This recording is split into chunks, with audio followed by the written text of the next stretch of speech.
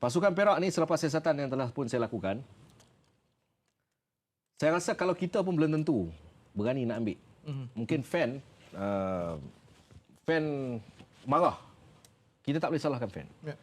Sebab fan ni dia mungkin management tak cerita apa yang berlaku. Kan?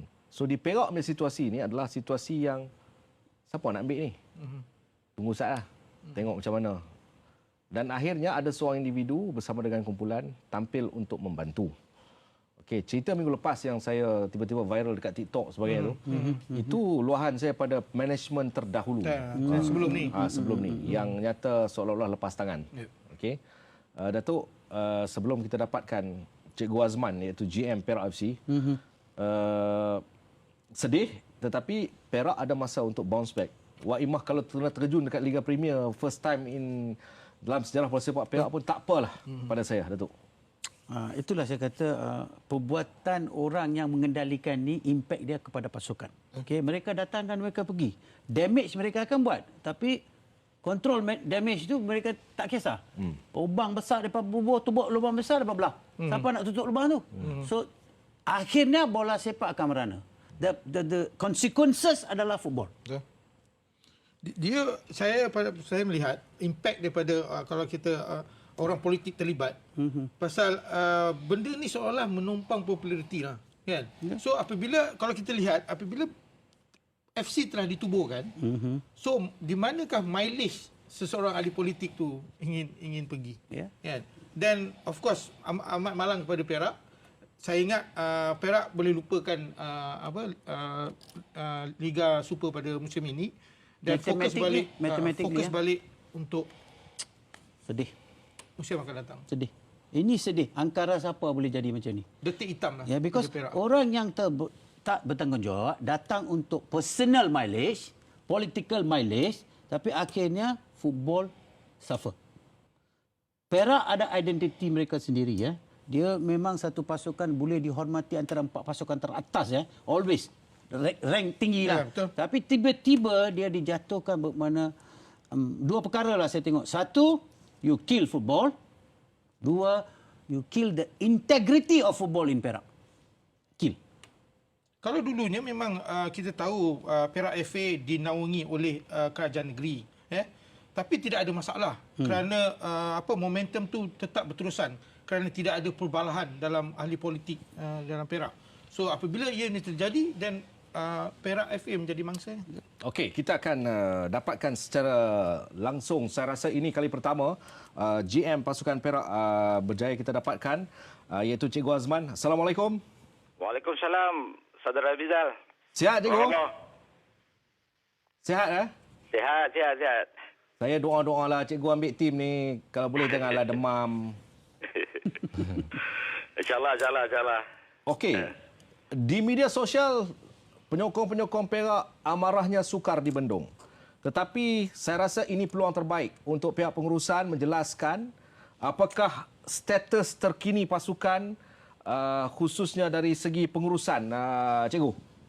Okey, yang pertama setelah saya masuk pada 1 hari bulan Ogos dan saya memulakan tugas saya pada 2 hari bulan Ogos. Hari ini baru hari yang ke-23 saya berada di Perak FC. Saya sudah tentulah akan menyusun semula dari segi pentadbiran pasukan. Bila saya menyusun tu, saya akan meletakkan seorang yang betul-betul orang yang cintakan bola sepak. Orang yang saya boleh istilahkan sebagai seorang yang gila bola. Jadi saya letakkan saudara Rashidi yang dikenali di Perak ni dengan nama Rhino. Beliau juga adalah pengusaha bas Rhino Aerial yang menjadi kenderaan rasmi Perak FC. So saya lantik dia untuk menguruskan pasukan, menguruskan barisan kejurulatihan supaya pasukan kita dapat dibentuk semula ataupun diberi napas baru. Itu langkah saya yang pertama. Selepas itu saya membuat satu tindakan untuk mencari kita punya toke. Perak FC ni tokenya Papa. So saya rapatkan kembali hubungan Perak FC bersama dengan Papa dengan menghubungi Sir Papa, Cik Elmi, dan terima kasih juga Datuk Yazan selaku pemangku presiden dan juga beberapa staf di Papa seperti Cik Bobby dan sebagainya untuk membantu bekerjasama semula dengan pasukan Perak bagi membentuk satu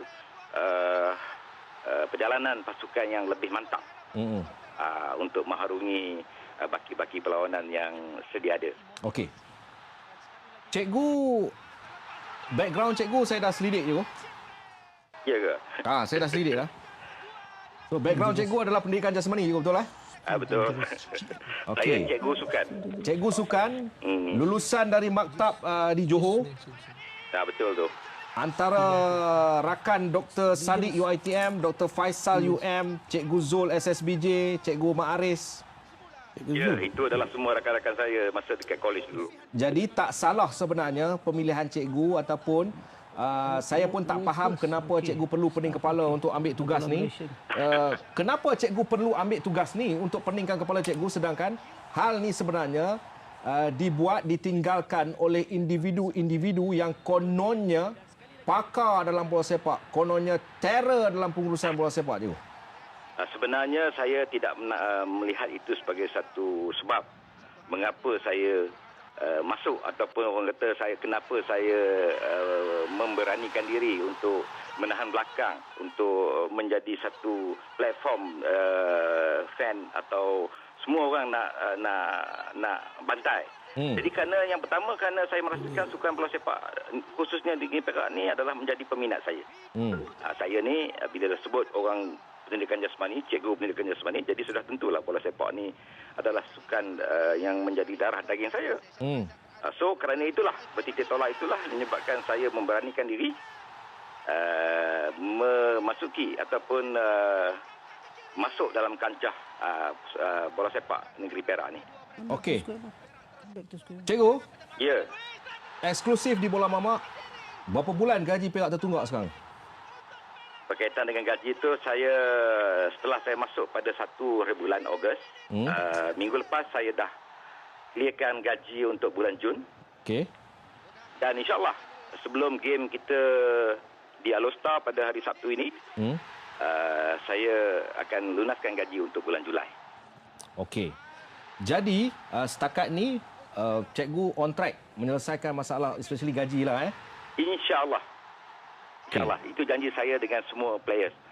Agar sebelum bertandang ke Alostar, kita akan lunaskan gaji supaya mereka boleh berbelanja di Pekan Rabu di Alostar.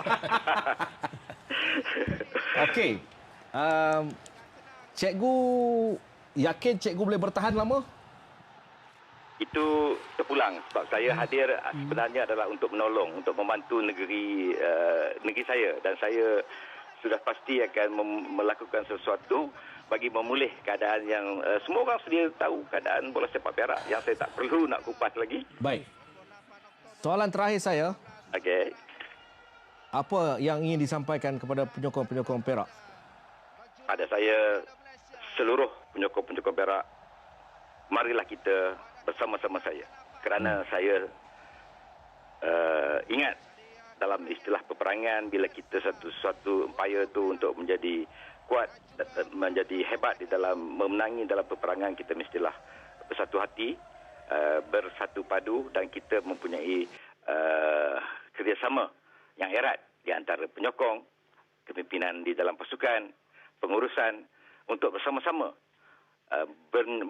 menjalin satu kerjasama agar kejayaan dapat diperolehi.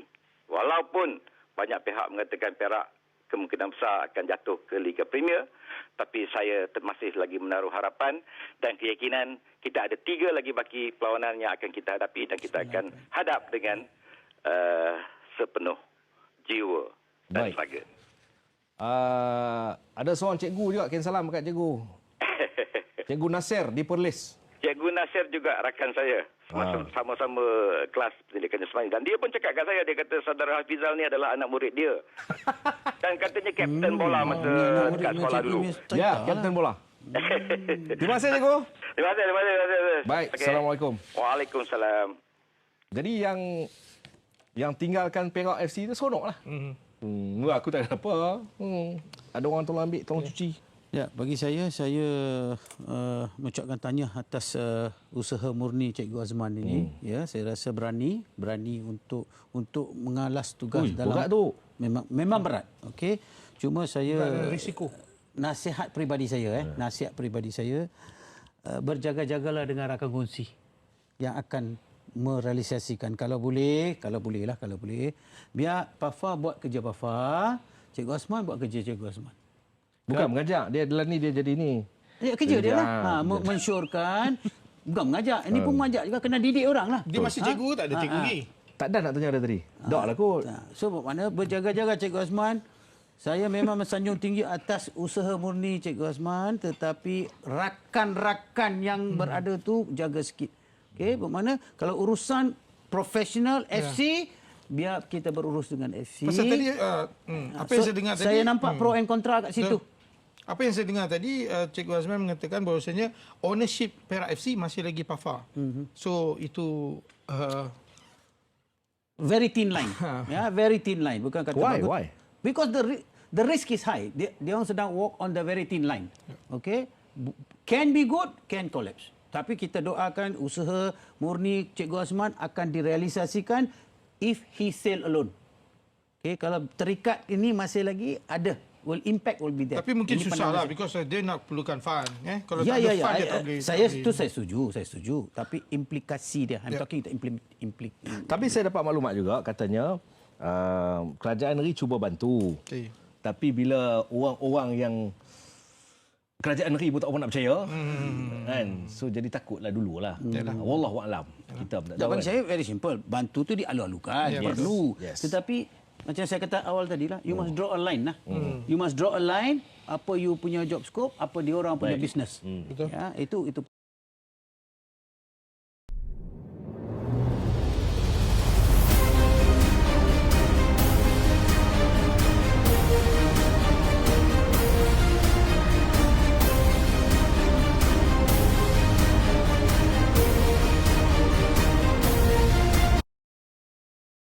punya business. Ya, itu perlu.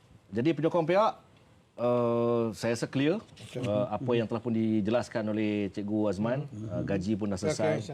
Semua itu yang penting. So 2 bulan biasalah standard lah. Player pun ada call saya. Ada 2-3 orang player call saya beritahu kata bang, kali ni nampak steady sikit lah. Kita pun yakin nak main dan sebagainya. Okay? Anyway, thank you so much for Dato' Richard. Welcome. Keseronok ni balik ni. Ya. Sebab saya dah 2 dos. SOP pun saya ikut. Saya dapat masuk studio lah. Yes. Jangan boleh. Sama. Saya dalam 58% lah. Semalam dah buat PCR test. Udah PCR. Terima kasih Haikal, Tasha. Terima kasih tengok apa yang patut. Terima kasih. Terima kasih Zaitan. Okay, thank you. Terima kasih Tuan. Baik. Kekuatan bola mama adalah terletak kepada anda, penyokong-penyokong kami. Pastinya cerita tentang bola sepak Malaysia akan terus kami perjuangkan. Tidak kira adakah anda seorang pemain, penyokong